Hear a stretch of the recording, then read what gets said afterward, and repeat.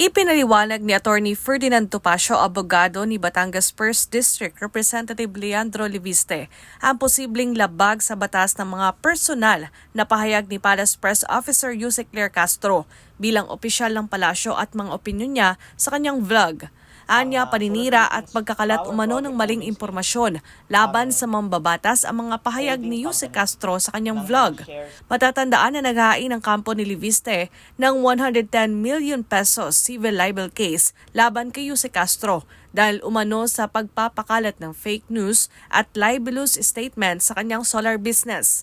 Ayon kay Atty. Topacio, improper at posibleng may paglabag sa Anti-Graft at Corrupt Practices Act ang ginagawa ng public official. Mayroon pong maaring paglabag sa RA 3019, yung Anti-Graft and Corrupt Practices Act, sapagkat yung kanyang personalidad as an undersecretary ng Presidential Communications Office, ibig sabihin may control siya sa communications apparatus ng ating gobyerno, ay ginagamit niya upang manira ng puri ng mga tao na hindi naman yun ang sinasabi officially ng Pangulo. Ayon sa kampo ni Congressman Leviste, malinaw na targeted attack ang mga paninira sa kanya dahil isa siya sa kritiko ng pamahalaan na maingay ngayon sa pagsiwalat ng maanumalyang flood control projects at may hawak ng Cabral files na umano'y ebidensya sa mga sangkot sa korupsyon. Umpisa nung naging kritiko ng pamahalaan si Congressman Leviste,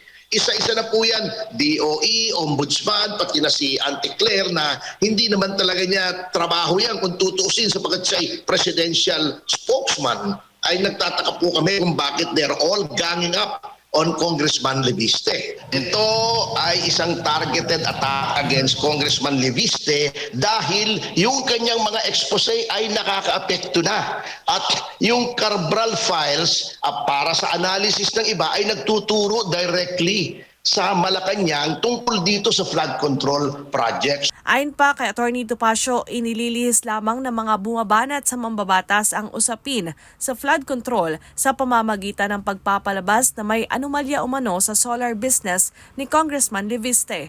Mariin namang itinanggi ng kampo ni Leviste na wala itong ibinenta na prangkisa ng solar company at ang ibinenta niya ay ibang kumpanya na hiwalay sa franchise ng solar para sa bayan. Hindi po prangkisa ang involved dito. Wala pong nagbenta ng prangkisa rito. Yung may hawak po ng prangkisa, yung solar para sa bayan, ay hiwalay pong kumpanya doon sa SP New Energy Corporation. Nagkataon lamang na itong dalawang ito ay parehong may kaugnayan kay Congressman Leviste at may solar sa kanilang pangalan.